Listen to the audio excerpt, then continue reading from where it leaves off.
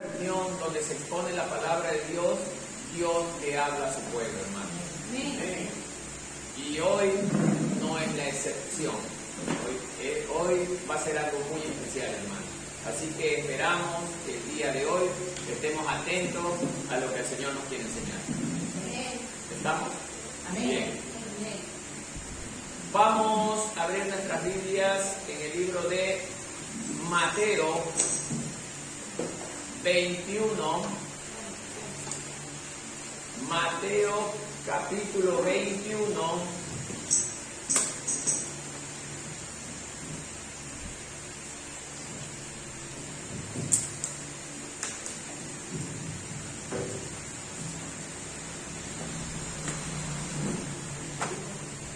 del verso 1 hasta el 11.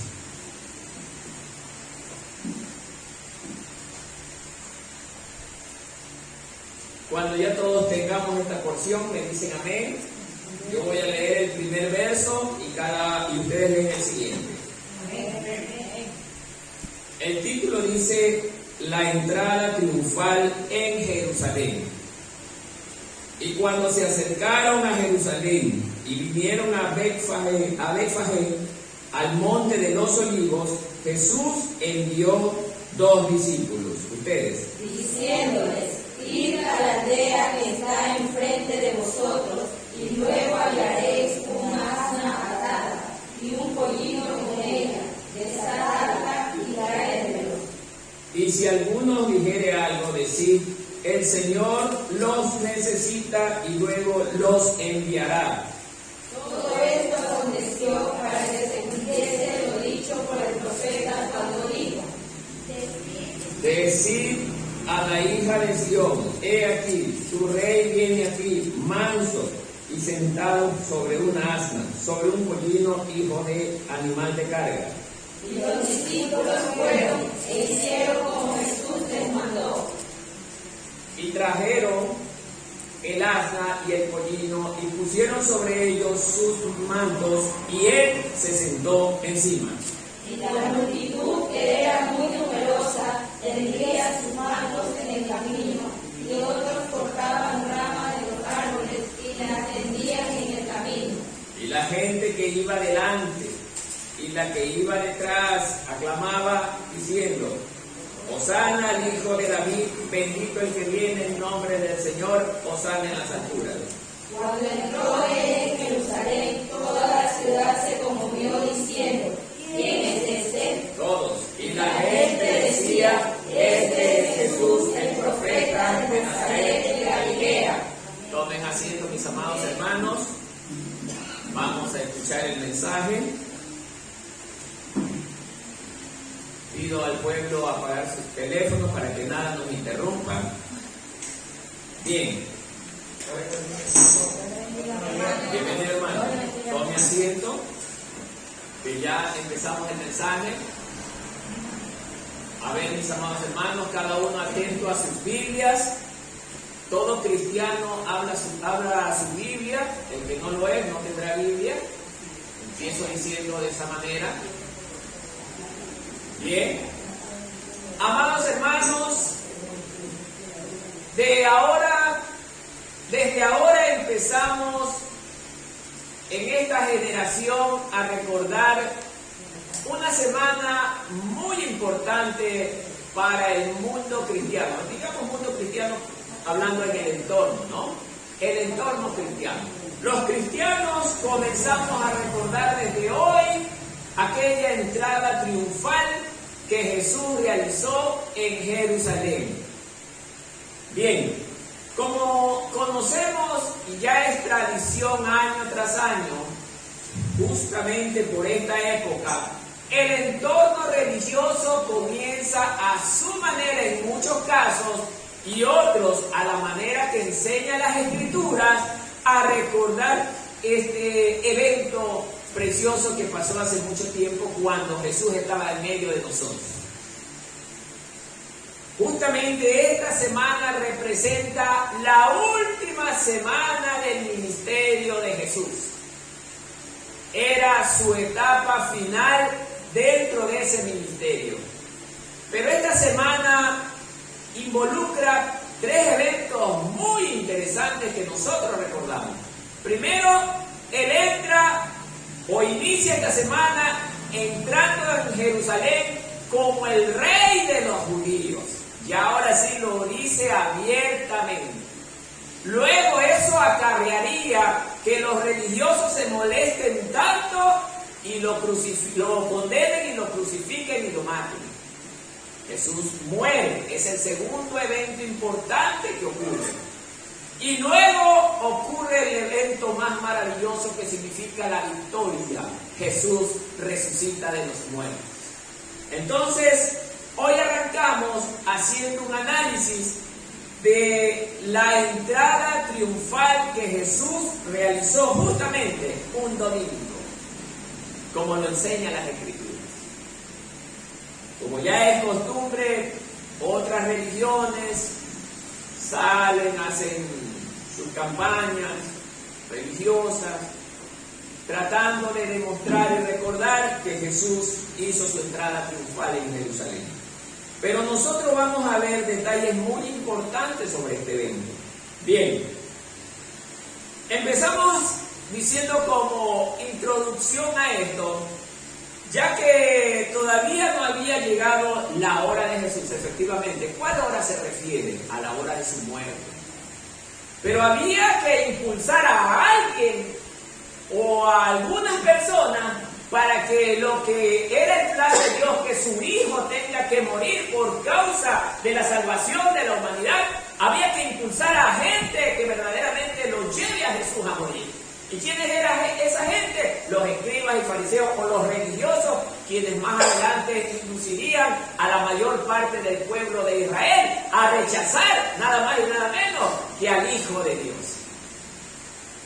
Entonces, este análisis nos va a llevar y a darnos cuenta de que Dios usa a los religiosos, mire que también usa de lo malo para ejecutar sus planes.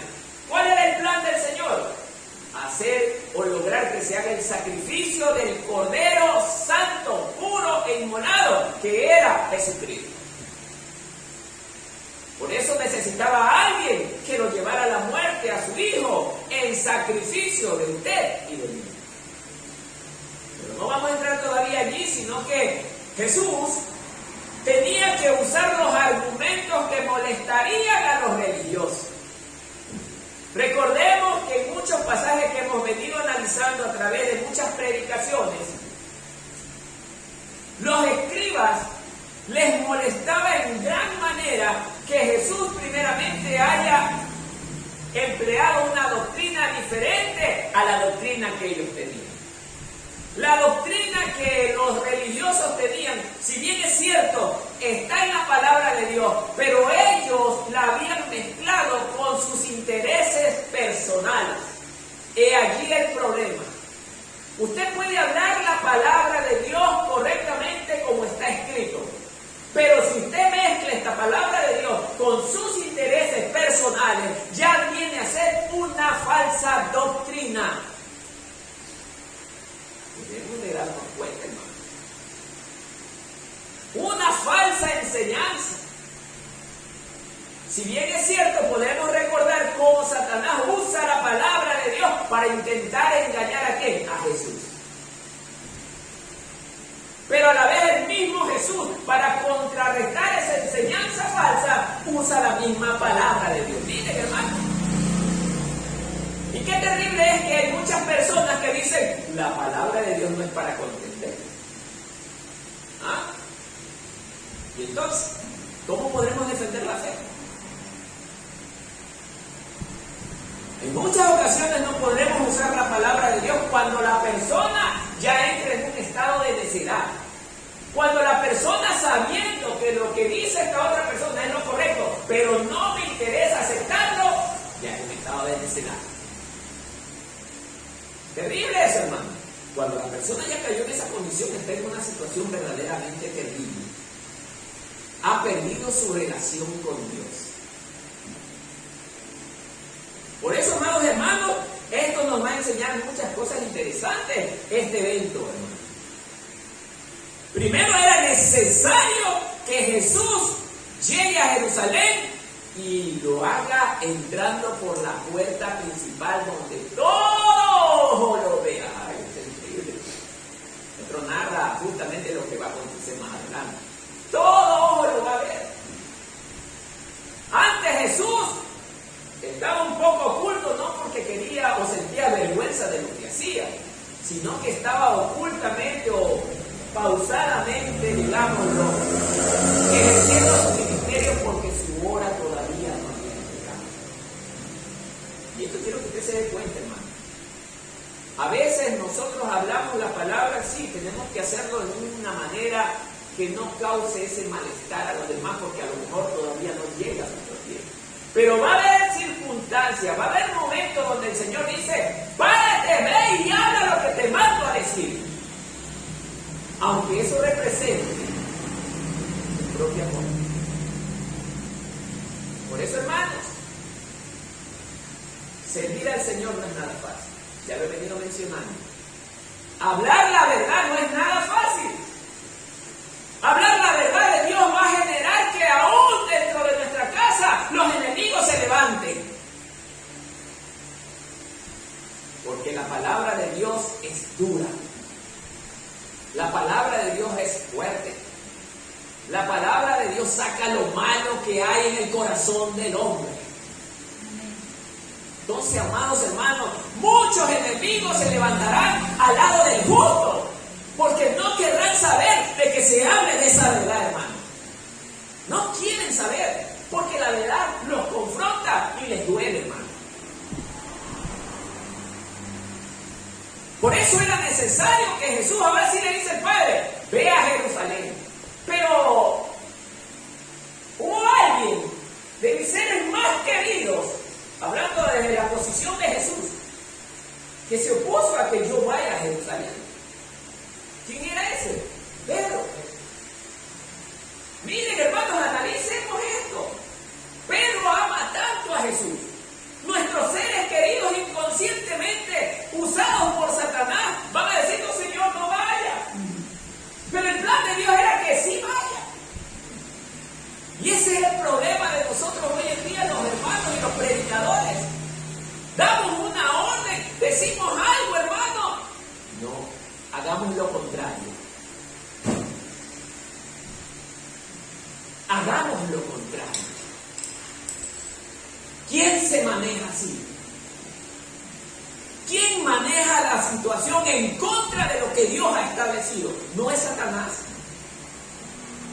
Pedro estaba haciendo lo que Dios no había establecido de forma inconsciente. Satanás también ataca de esa manera, hermanos.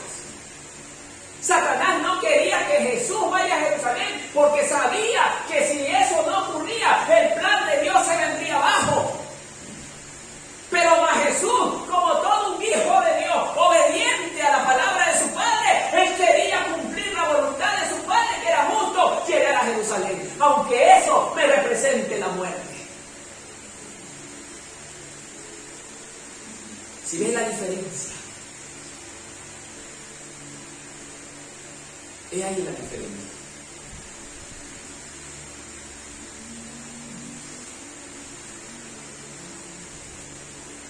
Jesús, antes de entrar en esa semana, hacía muchos milagros. Y él le decía a la gente: bueno, ve a donde el sacerdote, preséntase, pero no se lo digas a nadie. No era porque Jesús tenía vergüenza, no era porque Jesús tenía miedo, sino porque él sabía que su hora todavía no había llegado. Porque en el momento que él lo hacía público, su vida estaría en peligro. Hay un plan de Dios, hay un tiempo de Dios establecido y señalado en el cual nosotros debemos estar bien encuadrados, hermanos. Las cosas no las debemos de manejar a nuestra voluntad o a nuestra manera de pensar. Jesús, miren, lo primero que hace, capítulo 21, verso 1, cuando se acercaron a Jerusalén y vinieron a Betfagé, al monte de los olivos, Jesús envió 2 discípulos. Vamos a analizar este primer versículos con sus pequeñas frases.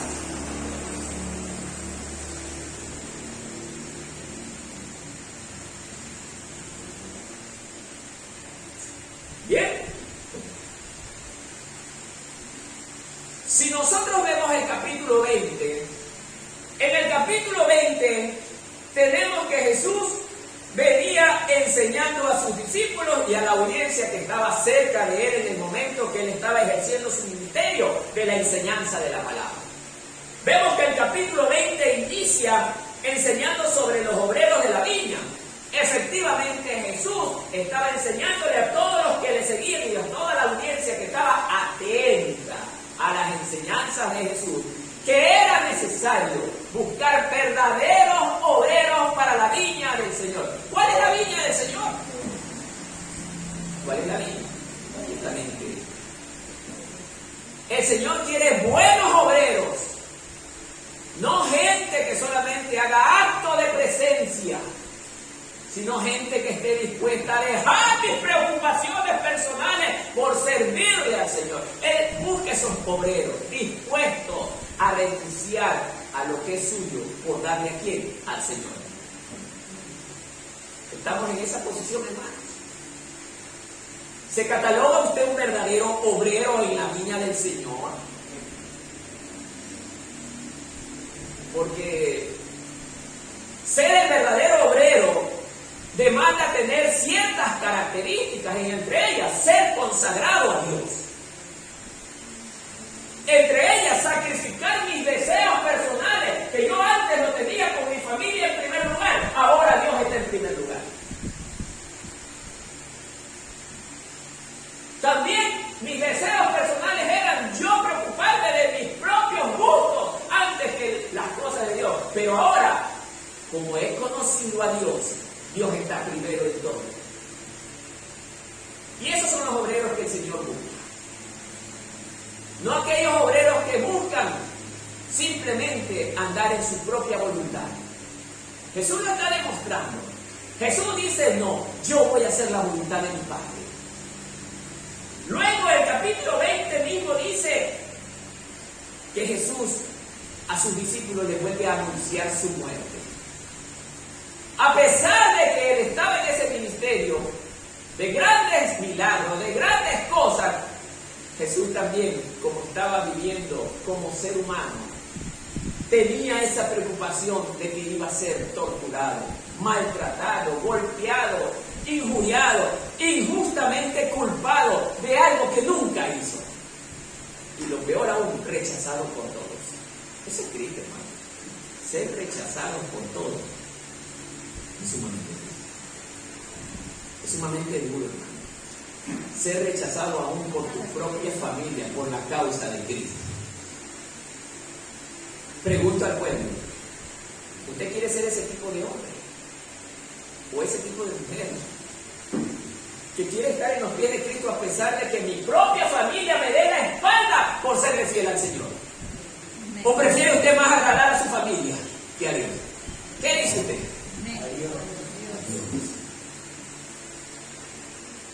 Dios es primero. Por eso Jesús lo está demostrando. Por eso, amados hermanos, el Señor nos está enseñando en este libro de Mateo que Él primeramente venía de ejercer un ministerio. Luego el mismo capítulo 20 dice que hubo una petición absurda de la mujer de Zebedeo con sus dos hijos. Señor, haz que mis dos hijos se sienten al lado tuyo, el uno a la derecha y el otro a la izquierda. ¿Qué le dice Jesús? Tú no sabes lo que estás pidiendo. En lugar de pedir, Señor, darle sabiduría, darle amor a mis hijos para que sean buenos discípulos tuyos, primero la vanidad. Y no nos damos cuenta.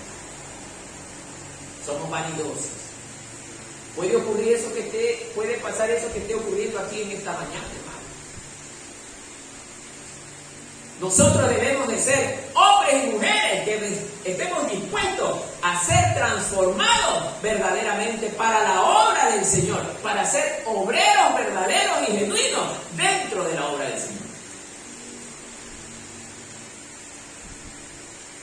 Luego del mismo ministerio expresado en el capítulo 20 dice que 2 ciegos reciben la vista. El acto de sanidad de parte de nuestro Maestro nunca faltó, hermano. También nos enseña que si nosotros vivimos en fe, creyendo con fe verdadera que Dios está con nosotros, lograremos tales cosas. Pero aparte de que Jesús predicaba, Jesús practicaba lo que enseñaba, también hacía grandes milagros. ¿Para qué? Para que se cumpliese lo que ya había estado escrito de él. Luego, amados hermanos, viene la preocupación del maestro. Esto le preocupaba. Él sabía que llegar a Jerusalén no era cosa fácil, donde nadie lo quería ver. Hablando del entorno del Sanedrín, hermano. Primero del Sanedrín. ¿Por qué digo esto? Porque los religiosos ya le estaban siguiendo la pista a Jesús desde hace mucho tiempo. Y los religiosos se vieron tan afectados cuando Jesús logró o hizo que Lázaro nuevamente resucitara de los muertos. Eso fue lo que verdaderamente derramó, o la gota que derramó el vaso de agua. Para los escribas y fariseos, no puede ser posible. Esto nos está afectando a nosotros. Y ellos, los religiosos, se basaban en un argumento mentiroso. Los romanos no nos van a permitir esto. No eran los romanos, eran ellos mismos. Porque ellos estaban celosos ¿de quién? De lo que la gente lo buscaba y creía en él, porque era el Hijo de Dios. Y ellos estaban quedando como ¿quién? Como mentirosos. Terrible. Esto afecta. Por eso es que en las congregaciones, cuando esto pasa, dése cuenta usted, hermano,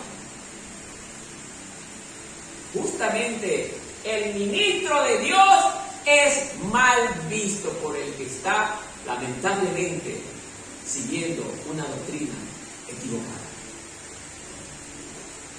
Y así pasó.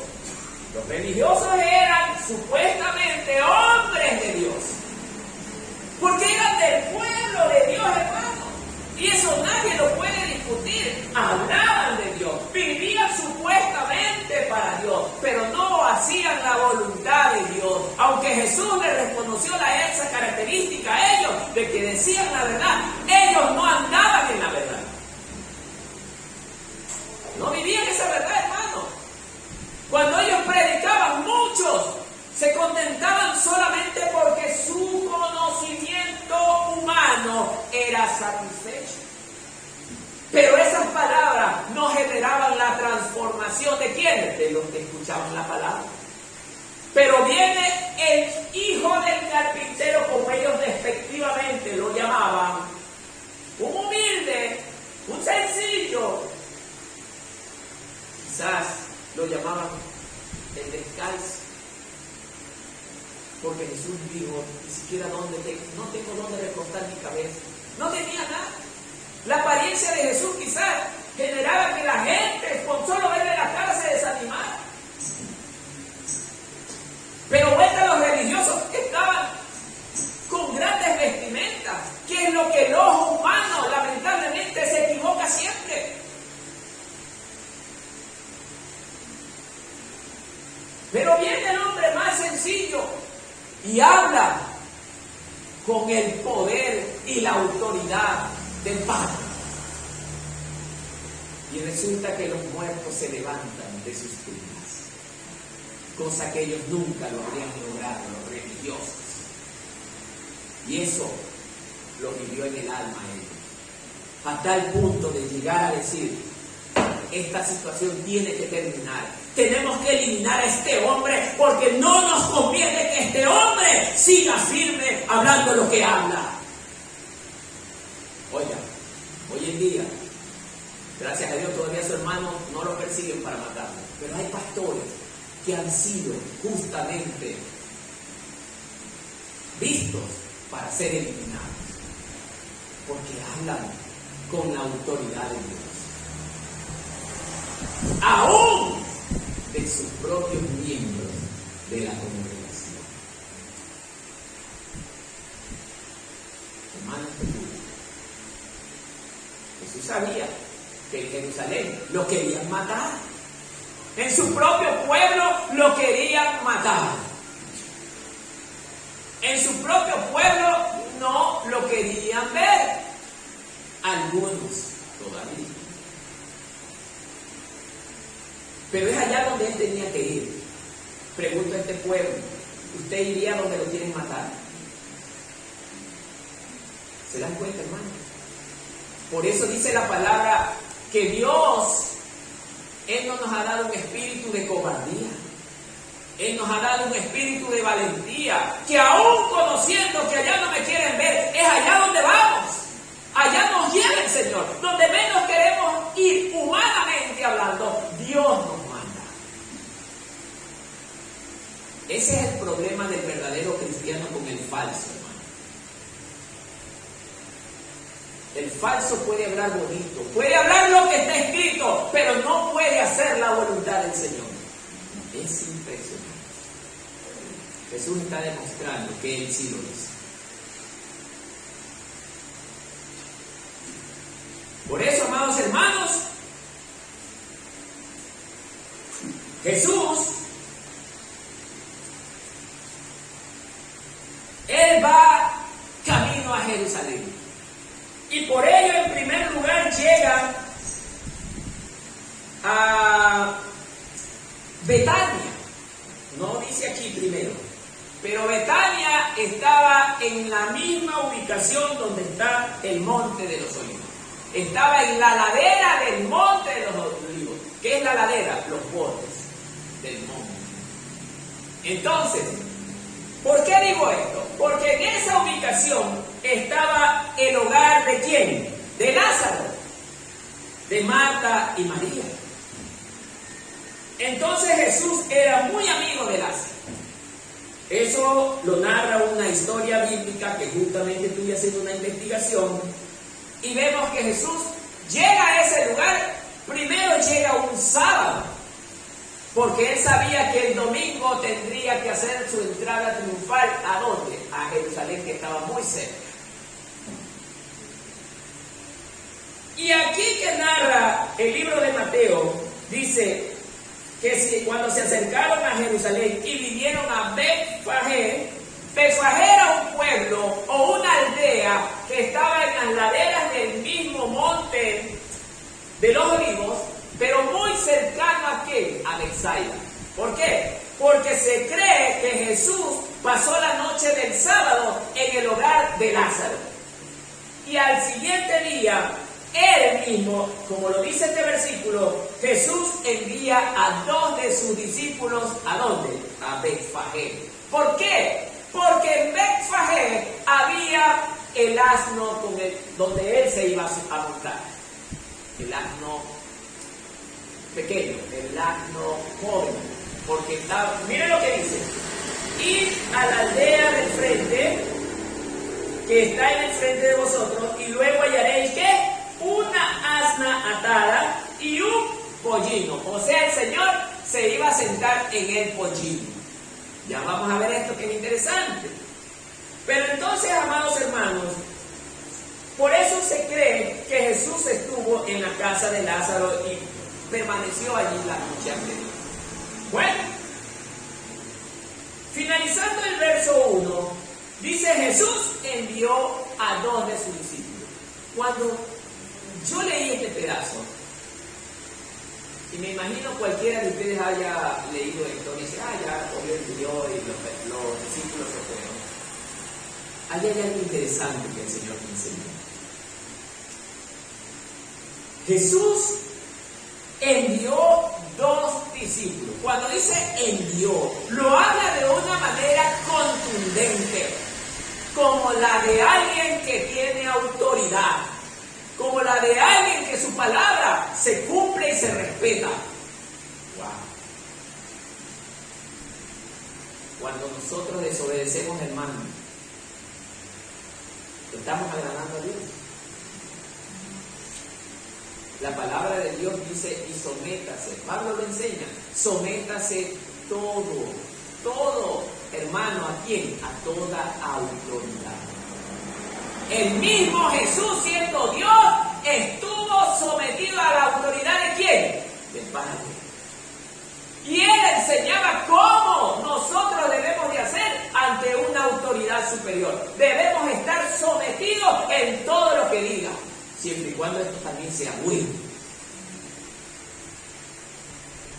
Amados hermanos, estos dos discípulos no dicen en ninguna parte, ellos le preguntaron, y bueno, ¿y qué va a pasar, Señor? No me parece que nosotros no debemos ir allá porque nadie nos conoce. Y tú dices todavía que comemos el burro. Así es. Y si alguien pregunta algo, lo más indicado no era que Jesús les diga, vayan allá, se van a encontrar con fulano de tal, golpeen la puerta, él va a salir y díganle, venimos de parte de Jesús, queremos que nos preste. No dijo eso. Tráiganme. ¿Qué habla de esto? Hay otra enseñanza. ¿Habla de qué? De la autoridad de Dios. Omnipresencia, omnipotencia, omnipresencia, omnisciente, omnipotente y omnipresente, los tres, así es. Entonces, hermanos, Él como el creador de todas las cosas, justamente este pedacito me llevó a entender eso. Él tiene autoridad sobre todo lo que hay en este mundo, lo suyo y lo mío. Si mañana viene un hombre de Dios y le dice, hermano A, hermano B, présteme, qué sé yo, su moto, me voy a predicar la palabra a tal punto, y viene y le habla con la autoridad de Dios. ¿Es lo que está pasando aquí? Vea bien, hermano, el burrito. Verso 2, y diciéndole, y a la aldea que está enfrente de vosotros, y luego hallaréis un asna y un pollino en ella. Le dice, pídale prestado. Desatadlo y traédmelos. Oigan, analicemos. Usted y yo, ¿qué responderíamos a él? Pero Señor, ¿cómo vamos a ir a hacer eso directamente? Pero hay que pedir. Esa es nuestra enseñanza humana. ¿Ah? Es lo correcto, yo sé. Ir y pedir prestado. Pero resulta que no te está hablando cualquier hombre. ¿Quién está hablando? El dueño de todas las cosas. Mía es toda la creación, mías son todas las almas, y yo hago lo que quiera con él.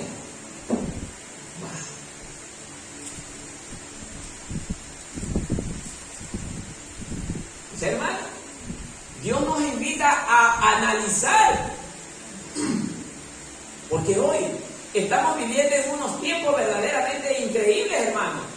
Nosotros nos aferramos a lo que tenemos, hermano. ¿Para qué? Para cuidarlo y pensando en el futuro. ¡Wow! Pensando en el futuro. Pero el futuro está en las manos de tu Dios, de tu Creador. Él decide por ti, no puedes decidir tú por Él. ¿Qué le parece, hermano? Y desatarlo. Y me imagino la cara de preocupación, porque es lógico. Pero ¿cómo? No me dice que le pida prestado. Habla como que fuera el dueño. ¡Es el dueño! ¡Él lo creó! O el libro de Génesis dice lo contrario. ¿Ah? Él es el creador. Usted le va a decir al creador, no, es mío. ¿Ah? Me aferro yo a esto. ¿Qué dice usted? Ya vamos a llegar allá. Un ratito, mi querido hermano. Ya vamos a llegar allí. Muy bien que esté conectado, hermano. Me agrada. Entonces,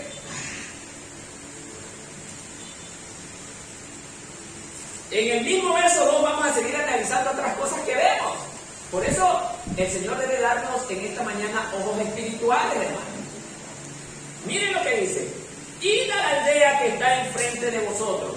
Primero les da una orden. ¡Orden! No, el pastor no debe de ordenar. Orden. La orden se cumple, aunque usted no le dice.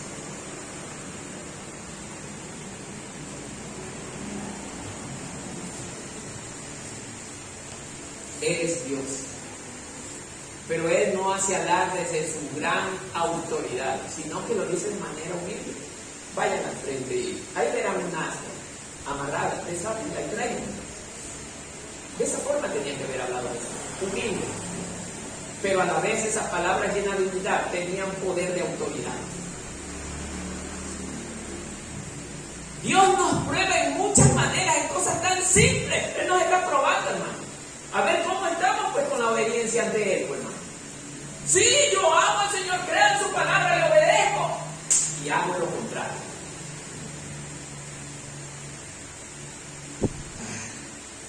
Miren. Y luego hallaréis una asna y un pollino con ella del salto. Hasta ahí quedó. Y un pollino con ella. Y luego hallaréis. ¿Y cómo Jesús sabía? Pues que en la casa del vecino del frente había un asna y un pollino junto con él. Partamos primero, ¿cómo él sabía eso? Se lo habrán contado.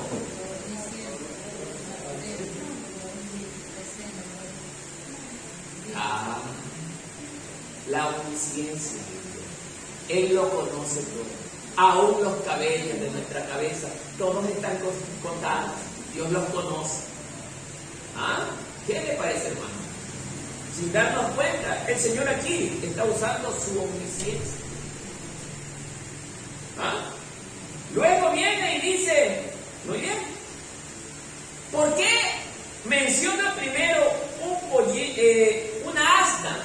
Primero menciona a la madre y luego a la cría. Allá hay otra cosa.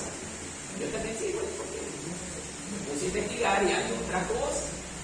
Amados hermanos, era evidente que tenía que llevarse a los dos.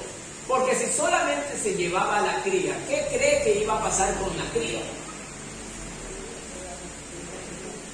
Duro. No.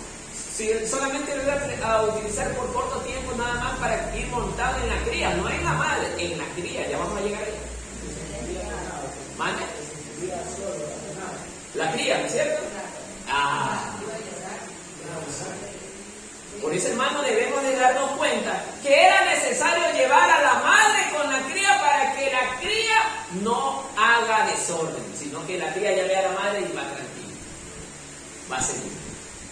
Pero si no veía a la madre y quizás no haya querido ni siquiera caminar. Entonces, amados hermanos, todo tiene un porqué, todo tiene una razón de ser.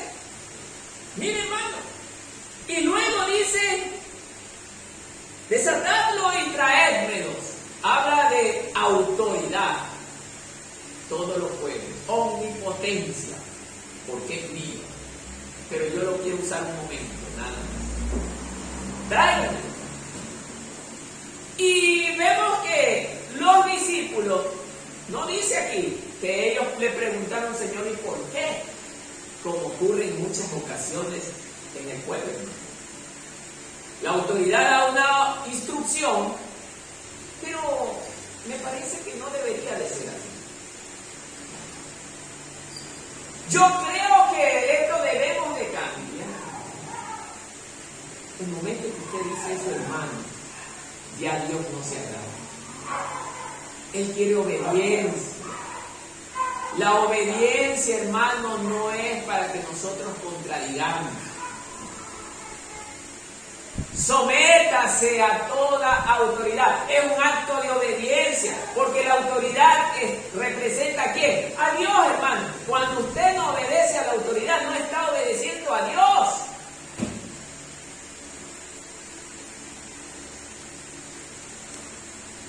Entonces, amados hermanos, esto nos debe de dejar muy claro que Jesús es el primero en enseñarnos obediencia. Él enseñó obediencia, pero a él antes de enseñar, primero practica la obediencia, hermano.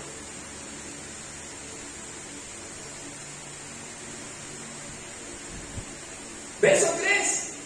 Y si alguien os dijere algo, decid, mire lo que le dice que diga. El Señor los necesita y luego los enviará. Ni siquiera dice, oiga, mi maestro quiere que se los preste un momentito. No es esa la respuesta. El Señor los necesita. ¿Ah? ¿Le dejaremos que alguien se lleve algo de mi casa para usarlo en la obra del Señor? ¿Qué dice usted, mi amado hermano? Cuidado con los que nos aferramos tanto a los bienes materiales. Cuidado, porque eso le pertenece a Dios, no a usted y a mí. Miren lo que el Señor nos está enseñando. Tráiganmelo. Yo lo necesito. ¿Ah? Yo no tengo que darle tantas explicaciones al hombre de lo que es mío, dice el Señor. Todo lo que está ahí delante de tus ojos es mío y me pertenece, y yo lo uso cuando lo necesito.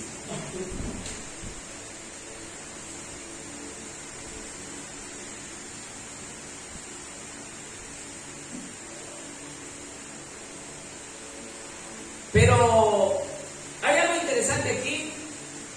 No solamente Mateo habla de este tema, lo hablan los 4 evangelios, hermano.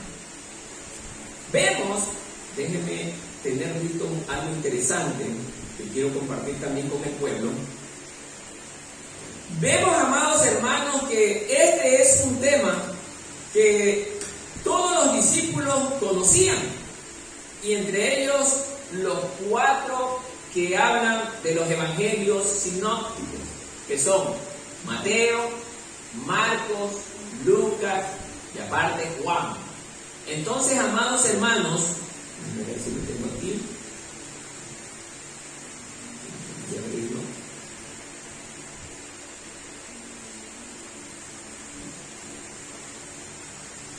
Bien.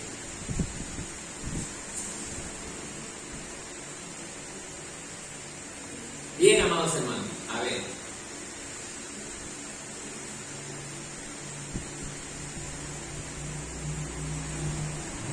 Así es. Los 4 evangelios lo hablan claramente. Cada uno de ellos, hermanos, le dedica la mayor cantidad de versículos a esta semana de mucha importancia. De mucha importancia. Entonces, amados hermanos, vemos que los 4 evangelios enfocan con mayor realce los eventos que se dieron la última semana. ¿Por qué? Porque de aquellos eventos justamente consistía la victoria de Jesús en la muerte. Entonces, amados hermanos, este evento para usted y para mí debe de ser considerado muy importante, hermano. Debería usted y yo en esta mañana estar haciendo memoria de ese día en que el Señor Jesús entró en Jerusalén. ¿Como quién? Como un rey manso y humilde de corazón.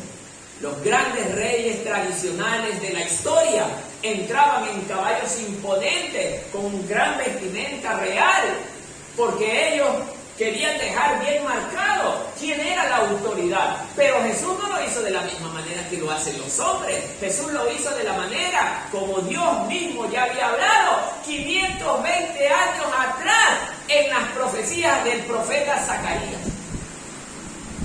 y del profeta Isaías. 520 años atrás.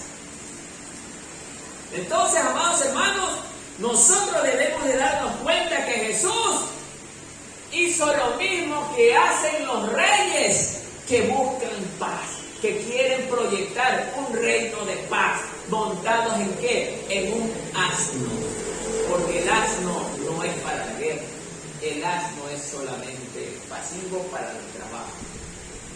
Impresionante. Él se muestra como el símbolo príncipe de paz. Sigamos bien.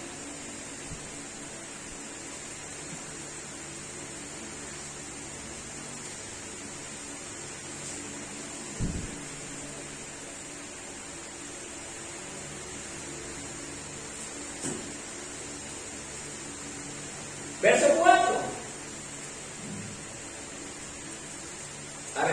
El mismo verso 3. Y si alguien os dijere algo, decid, el Señor los necesita. Así es, hermano.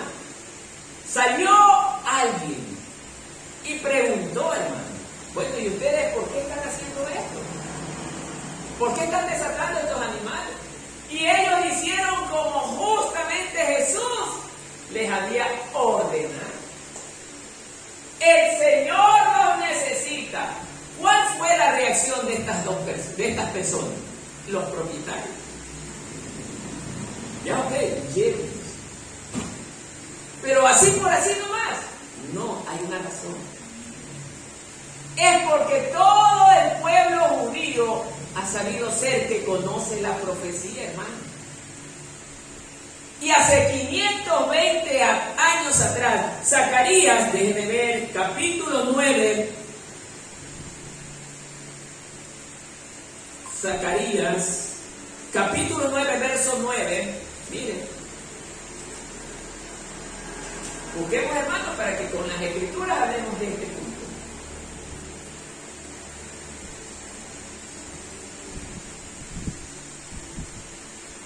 Y alguien que encuentre me le da lectura, por favor.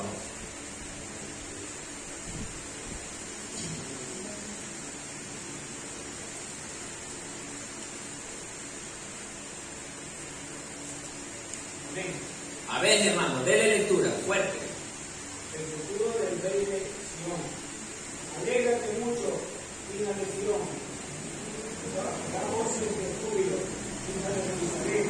He aquí, tu rey vendrá a ti, justo y salvador, humilde y cabalgando sobre un asno, sobre un pollino, hija de asno. Entonces, hermanos, ¿quién lo habló? Zacarías. ¿En qué tiempo fue eso? Antes de que Jesús esté. 520 años atrás. Ya él había profetizado que el Salvador vendría y se presentaría ante Jerusalén, ante la mirada de todos, subido en un asno, hijo de un asno, en un pollino, en un animal que nunca nadie se había sentado. Incluso hasta en ello el Señor escogió lo primero. Mire nada más, hermano. Eso simboliza la paz, porque su gobierno es un gobierno de paz. Y esto no es solamente aquí. Esto habla de una profecía que vendrá después, que es el reino milenial de Cristo. Un reino de paz. Wow. ¿Cómo nos conecta? Porque Él vendrá después de que sean destruidos el anticristo con su falso profeta y lanzados al lago de fuego. Se establece el reino milenial de Cristo, un reino de paz, de humildad, de mansedumbre, pero a la vez también de autoridad, hermano. Miren, hermano, cómo el Señor nos muestra en el Señor. Entonces, amados hermanos, había una profecía que incluso Jesús quería cumplirla. ¿Pero por qué quería cumplirlo? Porque a Él le daba la gana de cumplirlo. Por el amor que Él le tiene al Padre. Y ese debe de ser el amor de usted hacia su pastor, hacia el anciano, hacia su hermano. Cuando usted dice que ama a su pastor, a su hermano, al anciano, a cualquier autoridad dentro de la iglesia, lo primero que hace es obedecer, hermano.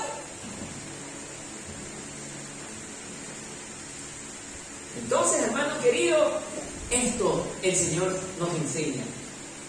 Seamos obedientes como Él fue obediente aún camino a la cruz.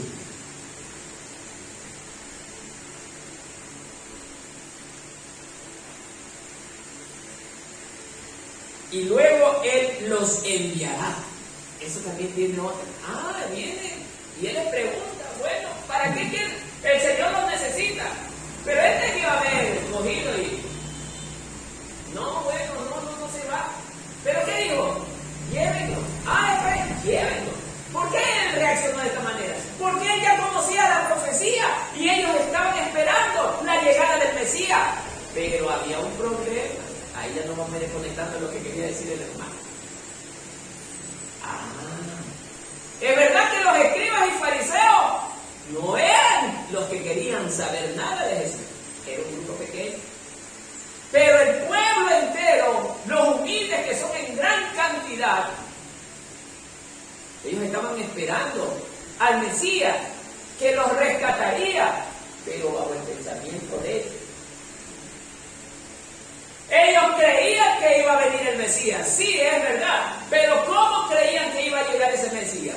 Como un libertador ante el yugo del pueblo romano. Idea errada. ¿Por qué ellos creían esto? Porque el Mesías era el descendiente del linaje de David. ¿Qué significa esto? David fue un rey guerrero que peleó muchas batallas, mató miles de hombres. Por eso Dios no le permitió a David construir el templo, porque le dijo: tu sangre, tu mano está manchada de mucha sangre. El que construirá el templo será tu hijo, Salomón. El primer templo Dios no le permitió a David construir. David había matado cientos de miles de personas en la guerra. Era un guerrero. Como el pueblo conocía las escrituras, sabía quién era David. Y sabían que de David vendría el rey salvador. La gente o nosotros sacamos una copia del pasado. Entonces este Mesías tiene que llegar montado en un gran caballo que nos ayude a librarnos de la mano de los romanos. Ellos estaban dispuestos ya también a coger las armas para salir a pelear contra los romanos. Ese era el pensamiento de aquellos. Pero ¿qué resulta? Que Jesús llega montado en un asno, pollino todavía, ni siquiera un asna adulta, un pollino, un asno sin experiencia, de lo más pasivo, porque él quería proyectar que era el Hijo de Dios, símbolo de ¿qué? De paz. Manso y humilde. Wow. Entonces, mire, esto es interesante. ¿Por qué digo esto? Porque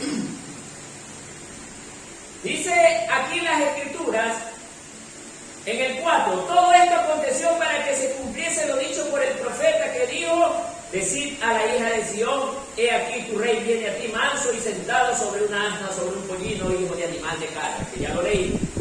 Y luego, y los discípulos fueron e hicieron como Jesús les mandó. Esto habla de la obediencia del discípulo. El discípulo debe ser obediente en todo tiempo. Sigamos. Y trajeron, el asna y el pollino. Obedecieron, hermano. No preguntaron, sino que lo pusieron en ejecución la orden. Y trajeron el resultado y agradaron a su maestro. Y pusieron sobre ellos sus mantos. Aquí viene la parte interesante. Y él se sentó encima. A ver. Los primeros en homenajear al rey serían los discípulos. Pusieron sus mantos. ¿Sí? Ellos sabían quién era Jesús. Era el Hijo de Dios. El Rey de los judíos. Pero la gente que habitaba en Jerusalén conocían la profecía. Conocían que su rey iba a llegar. Por eso cuando Jesús hace su aparición en escena, todos ellos, miren, oh, Hijo de Dios, Hijo de David, le hacen el gran recibimiento, hermano. Lo reciben con aplausos, con ovaciones, con gritos de halagos de todos los tipos. Me encantó leer esta parte, hermano, porque es lo que ocurre hoy, pero ya vamos a llegar allá. Con alabos lo recibe. ¡Ay, Señor, eres lo más maravilloso, Maestro, sálvanos! Ah, ya, perfecto. Aquí tengo preparado un tema muy interesante. Del 6 al 9.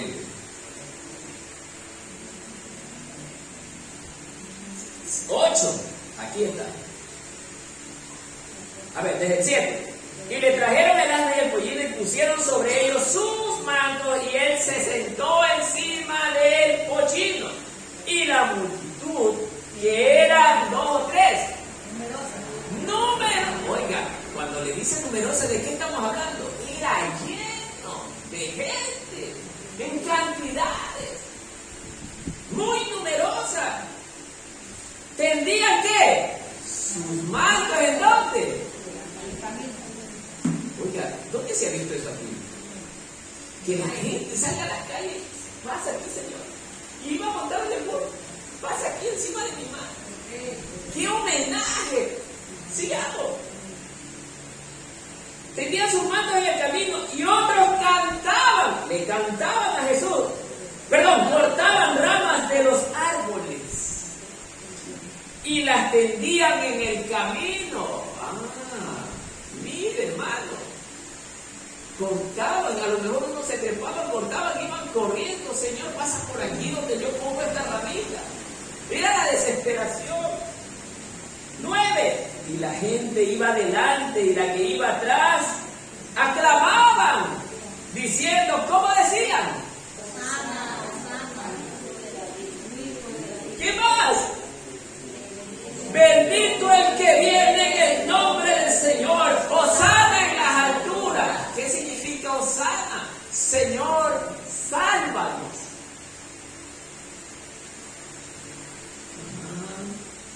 Y la gente era maravillada gritando. Pero ¿qué resulta? Que todas esas alabanzas que se dieron en el primer día se iban a convertir en crucifícale, porque a este no lo queremos, preferimos a Barrabás, pero no a este. Los que hoy te dicen te amo, mañana te van a decir te odio, por la causa de la palabra de Dios. Eso le pasó aún a nuestro maestro. La gente lo recibía, pero miren lo que dice, eran multitudes. Estamos diciendo casi todo el pueblo. Pero ¿qué resulta? Algo que también fui aprendiendo, hermano. Esa gente nunca tuvo en su corazón agredir a Jesús. Nunca. Pero ¿qué resulta? Los escribas y fariseos, sí. Sus maestros, sus líderes religiosos, ¿qué hicieron? Contaminaron al pueblo. No griten más en favor de ese nombre. No queremos oír que hablen de ese nombre porque se los prohibimos. Se los prohibimos. Todo el que hable en favor de ese nombre será despojado de sus hogares, de sus bienes materiales. ¿Y qué fue pasando, hermano? La gente poco a poco fue absorbiendo esa mala enseñanza. Ya no tenían que gritar en favor de Jesús. Ahora iban a ir a gritar para matarle, porque ese era el deseo que Satanás había puesto en el corazón de los religiosos. Porque los que lo mataron no fueron los del pueblo, no fueron los romanos, fueron aquellos que dijeron, Señor, nosotros hacemos tu palabra, y eran unos falsos y mentirosos. Predicaban de Cristo, predicaban de Dios, pero no vivían para Él. Hablaban mentiras, porque sus hechos eran mentirosos. Tal punto que la acción de ellos los llevó a la muerte al maestro. Por eso el Señor tuvo que usar a algo o a alguien para cumplir con el plan profético que era el sacrificio del Cordero Santo. ¿En manos de quién? De los religiosos. Como un grupo de hombres que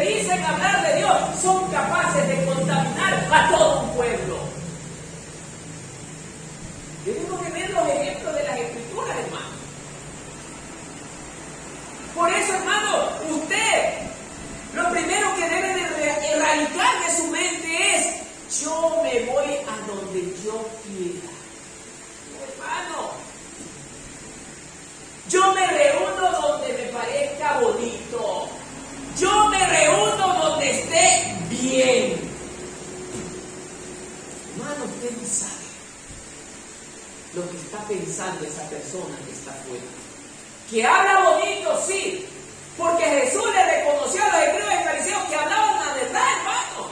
Oiga, y los fariseos eran mejor que los pastores de hoy en día, hermano, porque ellos por lo menos hablaban la verdad, lo que estaba escrito, ellos no le aumentaban a la palabra.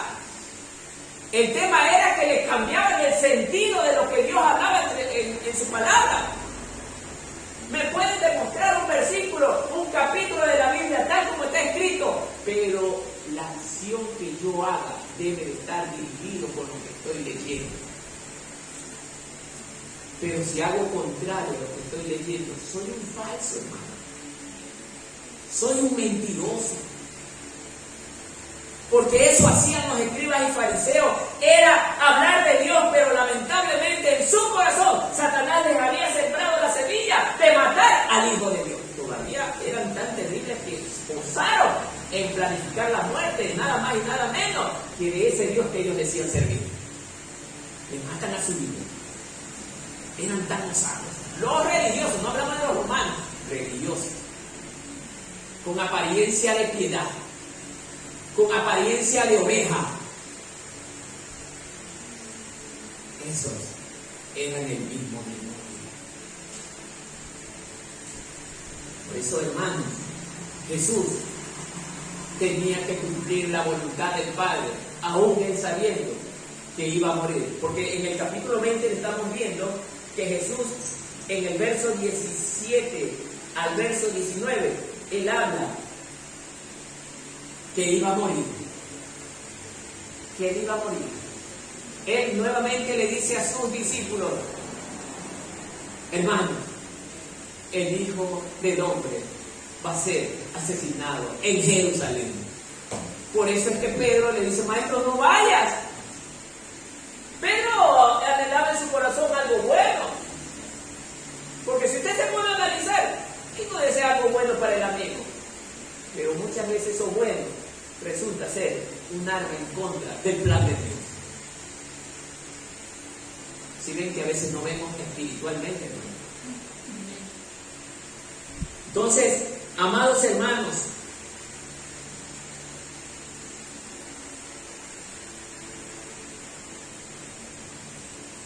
la multitud gritaba, hermano.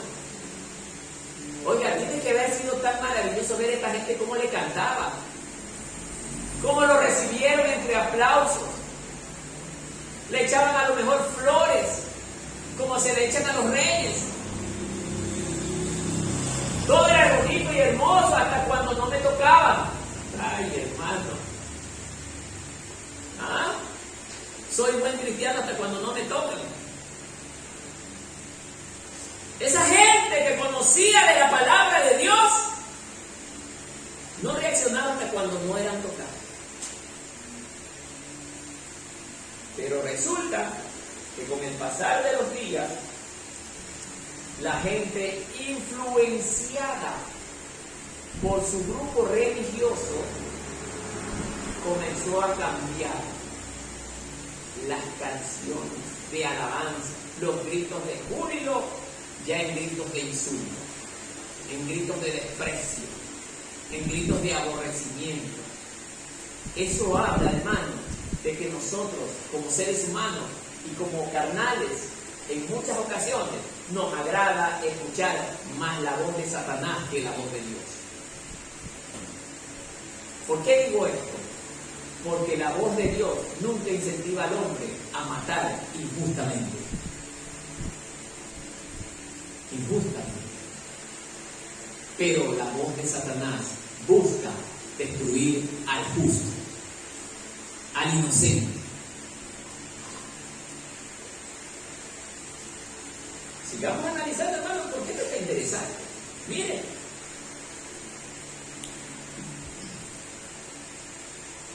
En el 9, y la gente que iba adelante y iba atrás aclamaba diciendo: Hosana al Hijo de David. Bendito el que viene en el nombre del Señor, hosana en las alturas. 10. Cuando entró Jesús en Jerusalén, toda la ciudad se conmovió diciendo, ¿quién es ese? Muchos no lo conocían. Sabían de la profecía. ¿Por qué cree que se hacen esa pregunta? Porque ellos esperaban pues al jinete real, en un caballo imponente, a lo mejor un caballo blancote, altote. Ese hombre con una vestimenta real.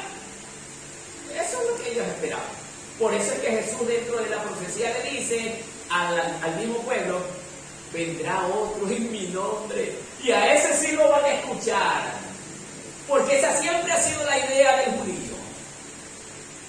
Ellos tienen a su propio Mesías que están esperando. A ese sí lo van a escuchar. Justamente el que los quiere despedazar, a ese lo quieren escuchar. Yo que vengo en nombre de mi Padre trayéndoles las buenas nuevas, a mí no me quieren escuchar. Yo que vengo a buscarlos para salvarlos, no quieren saber nada de mí. Es increíble, hermano. Es increíble. A ese extremo llega la mente del hombre. A ese extremo. Por eso, amados hermanos, esto está precioso. Como Dios nos va mostrando, hermanos, el corazón del hombre, cómo es cuando está influenciado por la carne. El carnal, lamentablemente, va de un lado a otro. Pero el que tiene bien cimentada la palabra de Dios, está convencido y plenamente convencido de que Cristo viene como el príncipe de paz, no como los judíos creían, el hombre de guerra, para destruir a mis enemigos, cuando el Señor nos enseña, ama a tus enemigos como a ti mismo. Y esto es lo que no queremos saber, hermano. Esto es de lo que no queremos saber. Por eso Jesús, Él hace su entrada triunfal como el Rey de paz.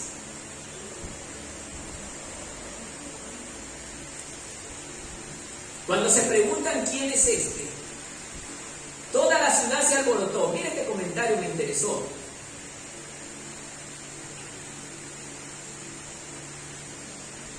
De donde sacamos la palabra, dice, se alborotó. Alborotar significa seiste, de donde sacamos la palabra sismología, el estudio de los terremotos. Mateo dice que Jerusalén está conmovida, o sea, cuando la gente se conmovió, quiere decir que la gente se alborotó, que fue un gran bullicio en honor al recibimiento de Jesús. Era una bulla impresionante recibiendo al rey. Mire, en otras palabras, en otras dos ocasiones, en este evangelio, cuando la tierra tembló al morir Jesús, y cuando un gran terremoto precedió la resurrección de Jesús, de esa manera o de esa magnitud era el alboroto, casi comparándolo con aquel. Esa era la conmoción que la entrada de Jesús produjo en la gente de aquel entonces. Y miren que no lo conocían porque dicen, ¿quién es este? Pero había mucha gente que lo alababa y lo exaltaba porque esa gente conocía las Escrituras. Sabían quién era Jesús. Entonces, amados hermanos, esto nos lleva a entender que Jesús al principio tuvo mucha gente que lo seguía. Esto me hace acordar, perdón que me salte del tema, pero esto me hace acordar en una ocasión de un hombre que era líder de una institución X. Este hombre, la gente lo seguía y aclamaba el nombre Pepo, Pepo, por no decir el nombre original, Pepo, Pepo, Pepo, y lo seguían. Y eran cientos de personas que lo seguían, hermanos. La gente estaba con él. Era mucha gente, hermano. Pero cuando la cosa se puso difícil, hermano, toda esa gente que gritaba dejaron solo. Hermano, yo que estaba lejos parado viendo ese cuadro, mi corazón se convirtió en algo que no puedo explicar, hermano. Es ese cuadro que me impactó. Cómo la gente dice que te ama hoy y mañana te odia hasta el punto de quererte matar. Eso fue lo que pasó con Jesús. El Hijo de Dios, no estoy hablando de cualquiera, es el Hijo de Dios, a quien la gente le gritaba, Hosana al Hijo de David.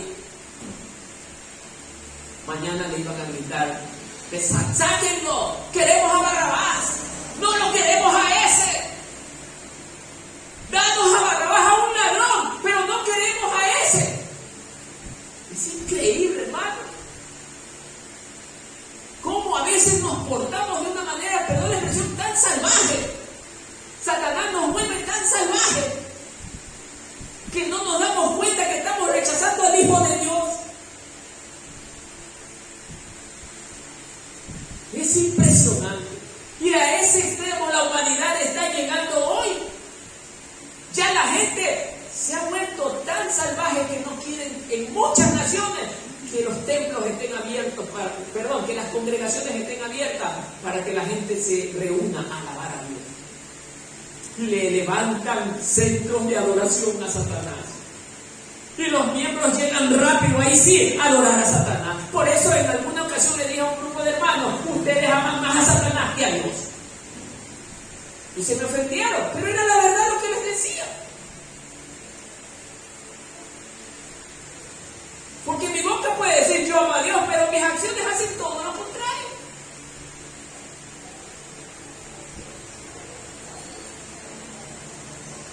Entonces, hermanos, es allí donde nosotros nos debemos de dar cuenta.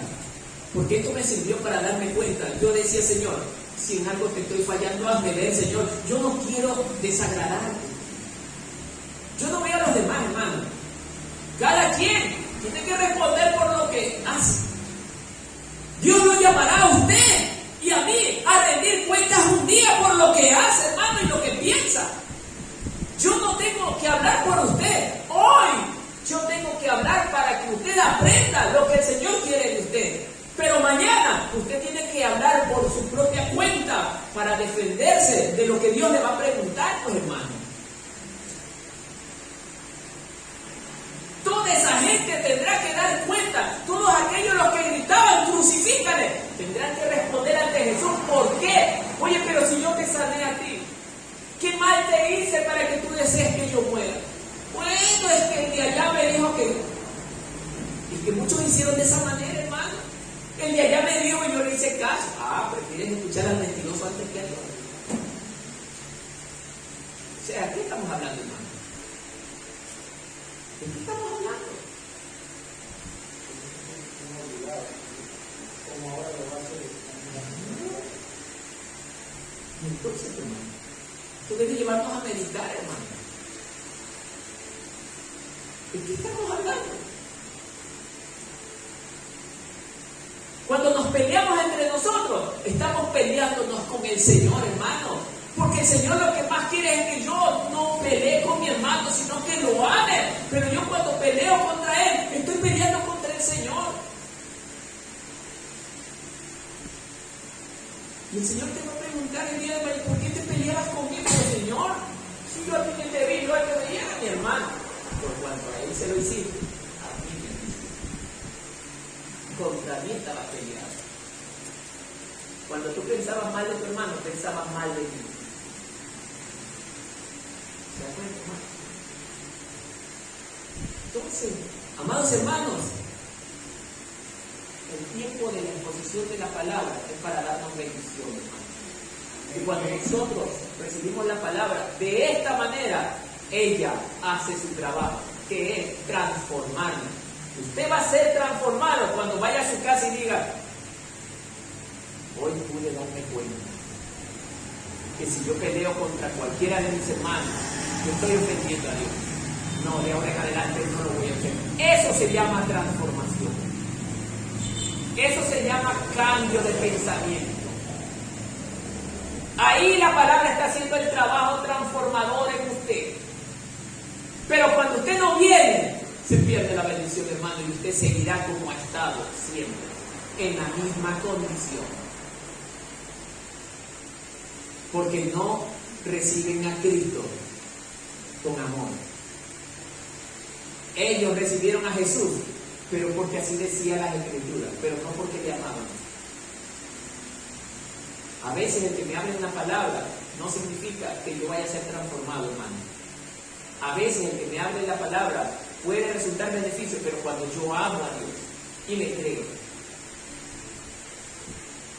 Y esto se ve reflejado justamente en resultados. Resultados.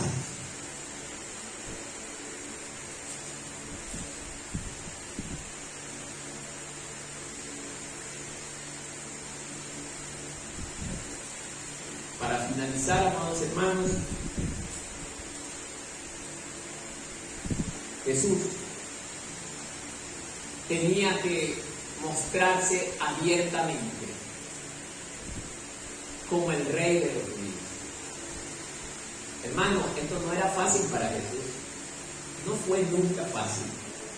Era tan difícil porque él sabía que lo iban a maltratar, lo iban a encarcelar, le iban a hacer un juicio injusto, lo iban a golpear, lo iban a escupir, le iban a hacer de todo, hermano.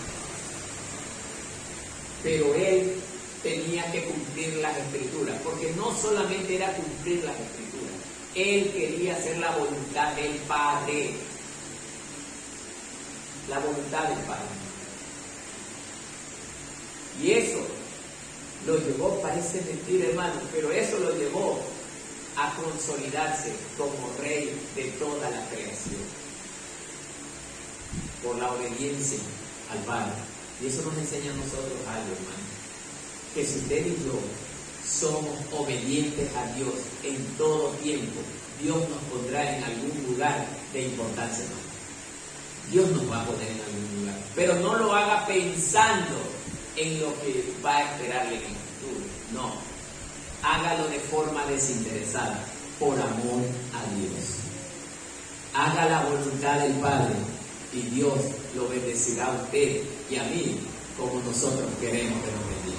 Que la paz del Señor sea con todos.